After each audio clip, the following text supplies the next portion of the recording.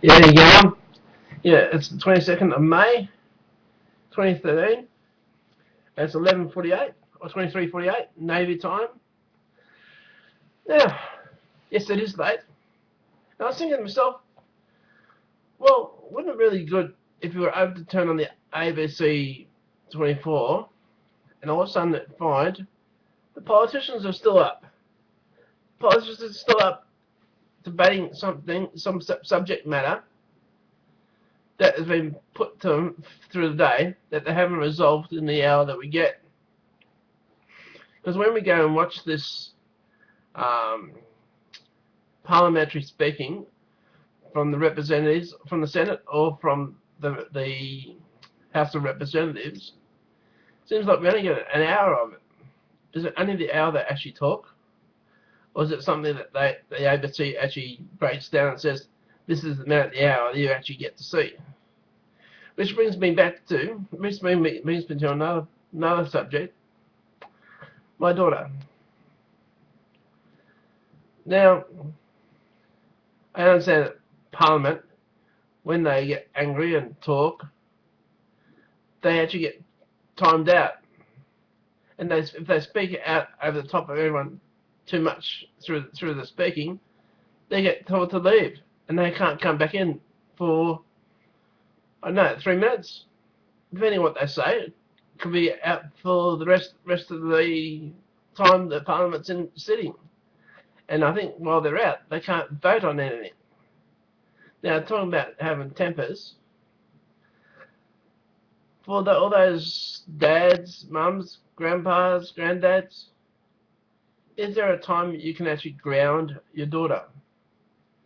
Is there a too old time or too young a time to ground your daughter?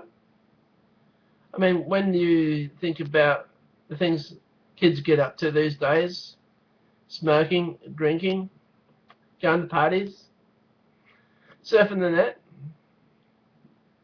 when is it too old to actually ground your daughter? And how do you ground your daughter?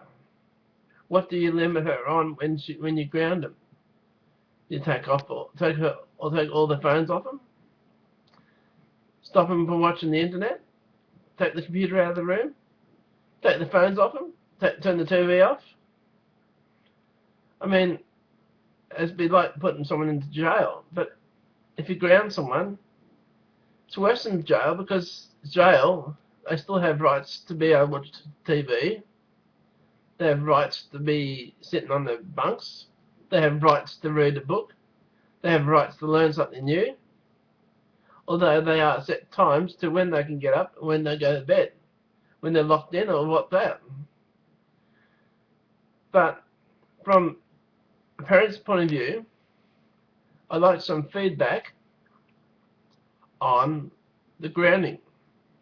Under what circumstances would you then ground your daughter or son? But in my case, it's my daughter. She's 18. I'm not sure whether anyone else has this issue with spending money. That is it all teenagers? Just if you've got money to spend, you're going to spend it, because you know that someone else is going to give you the money to spend it more. It's like the government and the disability pension they give people. And what they say is, if you get a job, you may lose the pension, because now we know you're going to get a job. Because the whole thing about the disability pension is, it says that whilst you can't get a job, we'll pay you while you're looking for a job. And the amount of money they pay them to do this is still enough to survive on if they're living at home. I suppose if they lived outside, it'd be a lot harder, and they'd probably want more money. And guess what? The government will give them more money. Now, I'm just trying to work out where the incentive is for some of these people to actually get the job, or find a way of getting an income that taxpayers not paying for. I understand about this disability pension that Julie Gillard has put forward for getting our Medicare up to 2%. I understand that it's just help out those who are in more of a need than those who are not disabled. But just as long as it's not corrupt and it's not pushed to people who seem to be disabled but aren't actually warranted for that, and I'm not sure how they would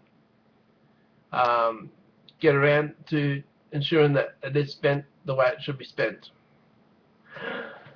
My guest today is Petula Clark. Now, she's got several songs, but the song I've got today is the winning song. Now, for anyone who's out there who's just about to get married, congratulations. No, yeah, I know, I farted alright.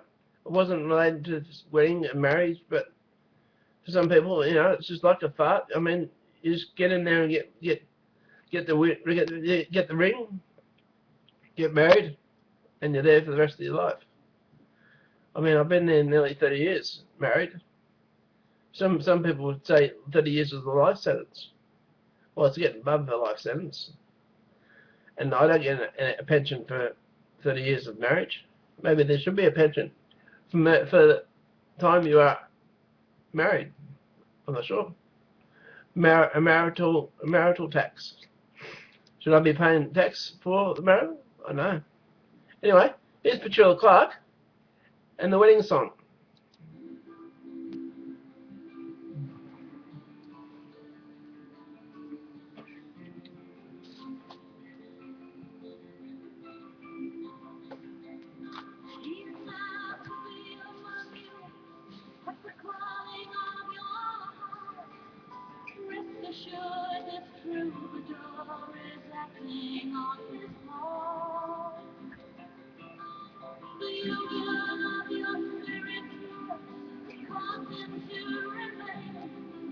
Whenever two or more of you are gathered in His name, there is love.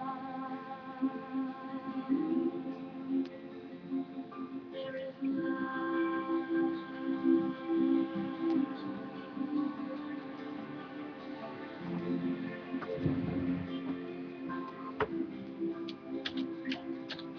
Well, a man should leave his mother, and a woman leave her home. They shall travel on to where the two shall be as one. As it was in the beginning, is now until the end. Woman draws her last command and gives it back again. There is love.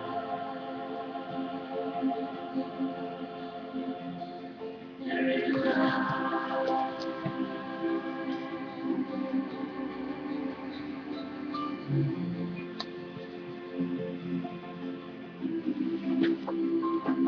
Well, there must have been a reason for becoming man. Is it love that brings you here, or love that brings you life? Or if loving is the answer, then who's the giving for? Do you believe in something that you never seen before?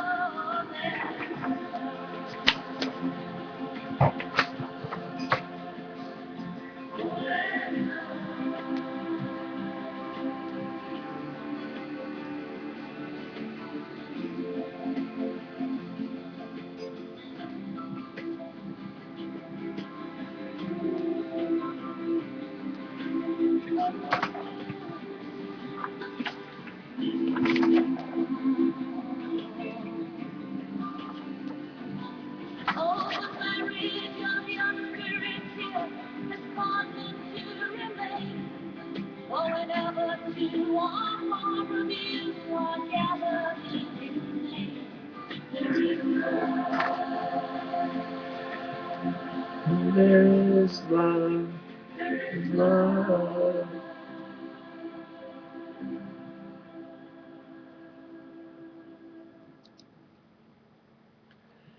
Yeah, that was Petula Clark, the wedding song. Now, now, I guess my eyes are playing up, so if I assume there's missed something on this. I'm sorry.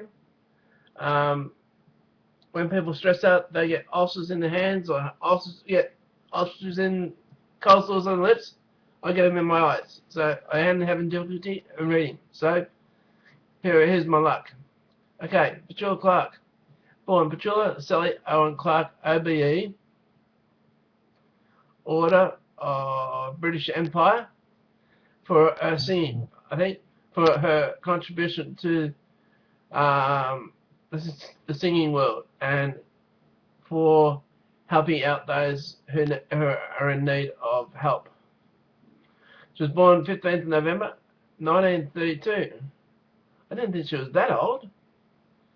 God.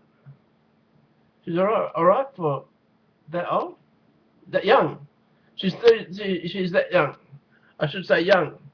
Because when we get over 50, we start going down the other age. She's 80. 80 years young. Very young. Is an English singer, actress, and composer whose career has spanned 9 decades. How do you get 9 decades of 80 years? I thought it'd be 8 decades. They added another decade on. I mean, 9 decades is 90 years, and she's 82. She's 80. Where'd they get the extra decade from? Clark's professional career began as an entertainer on BBC Radio during World War II. During the 1950s, she started recording in French and having international success in both French and English with such songs as The Little Shoemaker, Baby Love, With All My Heart, and Prends Mon Coeur. During the 1960s, she became known globally for her popular upbeat hits, including Downtown, I Know a Place, My Love, Color My World, A Sign of the Times, and Don't Sleep in the Subway. She has sold more than 68 million records throughout her career. Her biography. Clark was born to English father Leslie Norman Clark and Welsh mother Doris Nee Phillips, both nurses at Long Grove Hospital in Epsom, Surrey, England. Her father Leslie coined the first name and joked that it was a combination of the names of 2 former girlfriends, Pet and Ulla. As a child, Clark sang in the chapel choir and showed a talent for mimicry, frequently impersonating Vera Lynn, Carmen Miranda, Sophie Tucker, for the amusement of family and friends. Her father introduced her to the theatre when he took her to see Flora Robson in the 1938 production of Mary Tudor. She later recalled that after the performance, I made up my mind then and there I was going to be an actress. I wanted to be an Ingrid Bergman more than anything else in the world. However, her first public performance was as a singer, performing with an orchestra in the entrance hall of Benthall's department store in Kingston upon Thames for a tin of toffee and a gold wristwatch in 1939. Now, I'll see there's more about her family life. European fame, international fame. There's a lot on Petula. Revived during the period 1970, 2000, 2000 present. Personal life. In 1955, Clark became linked romantically with Joe the Piano Anderson. Speculation that the couple planned to marry became rife. However, with the increased glare of being in the public spotlight and Clark's growing fame, her career in France was just beginning. Henderson, reportedly not wanting to end up as Mr. Petula Clark, decided to end the relationship. In 1957, Clark was invited to appear at the Paris Olympia for Europe #1 live radio show Masquerama.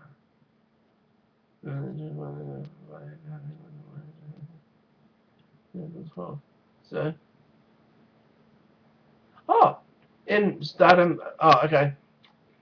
It was there that she met publicist Claude Wolfe, to whom She was attracted immediately, and when she was told that he would work with her if she recorded in French, she agreed. In June 1961, Clark married Wolfe, first in civil ceremony in Paris, then a religious one in her native England. Wanting to escape the restrictions of child stardom imposed upon her by British public and eager to escape the influence of her father, she moved to France, where she and Wolfe had two daughters, Barbara Michelle and Catherine Natalie, in quick succession. Then their son Patrick was born in 1932.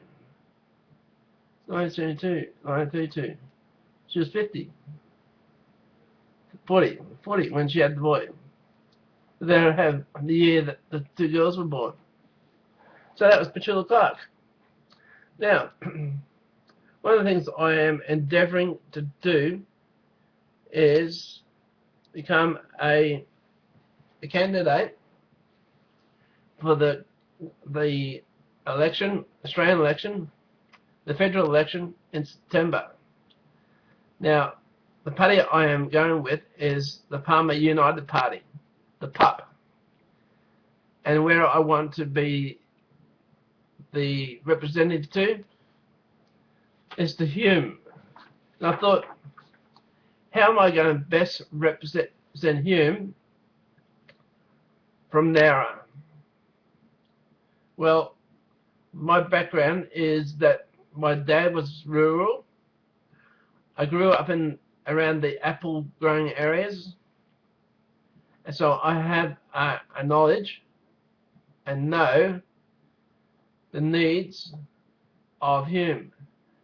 It's all right for someone inside Hume to represent Hume, but they don't see the whole gamut of whether it be pastoral, fruit growers, or the city dwellers.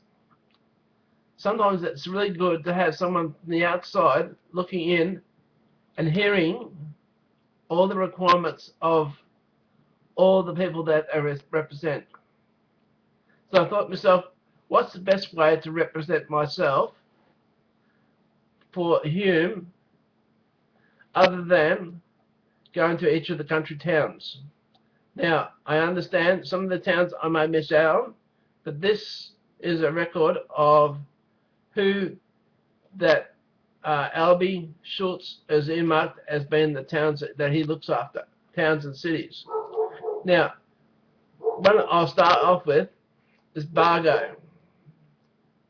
Now, it's very close to, well, I'm not sure how Bargo gets put in here, because I thought Bargo was more on the south coast, but it does have Bargo as one of the electorates. So I will start up because I thought, what would be the best way of going through the towns and cities of Hume, but to go through it with alphabetically. So I'm not discriminating to other towns, apart from being some town beginning with Z. Alright, Bargo is a small town on the Macarthur region, New South Wales, Australia, in the Wollondilly Shire. It is approximately 100 kilometres southwest of Sydney. It is situated between the township of Tarmore and the village of Yandura, and accessible via the Hume Highway that links Sydney, Canberra, and Melbourne. It was previously known as West Bargo and Cobargo. Bargo is one of the largest towns in New South Wales without a sewage system. Bargo Railway Station was first opened in 19th of July 1919 as West Bargo, and then renamed in 1921 as Bargo. The station is part of the Southern Highlands Line, or Main South Line, which under City Rail goes to Sydney, under City Country Link, and Melbourne. The original Bargo railway station in the eastern side of the platform was destroyed by arson. Currently in use is a permanent demountable building. Okay. Bargo community facilities include a racetrack, tennis courts, sporting fields, skate park. Its commercial facilities include a hotel, motel, post office, sports club, 2 small grocery stores, chemist, bakery, butcher, newsagent, liquor store, restaurants, including bistros at the pub and the club. Takeaway food, petrol station, veterinary surgery, pharmacy, car mechanic, 2 hairdressing salons. Well, girls, you know where you're going to go if you get your hair done. And several other small businesses, including a used car dealership. Maybe we need a new car dealership so we can attract more to Bargo. The name Bargo can be derived from the local Aboriginal language name Barago, meaning crippled, thick scrub, or bushwood. Now, I do my 20 minutes. I'm going over my 20 minutes, but if I'm going to represent Hume in the next election, for which I will do 100%, as I said, I won't do 110% because you can't do 110%. I will ensure that all that is governed by me, or no, it's not governed by me, it's governed by the people, because I represent the people of Hume. I'll represent them to the never nevers, as the Aboriginals would say. So, I've gone into the 23rd, so my next show will be on today, so you'll get 2 shows in one, because I slept in yesterday. And it's the 23rd of May 2013, 12:10 a.m. And it's my granddaughter's first birthday. Chloe, happy birthday. Okay then, catch us again tomorrow. Love us all. Bye.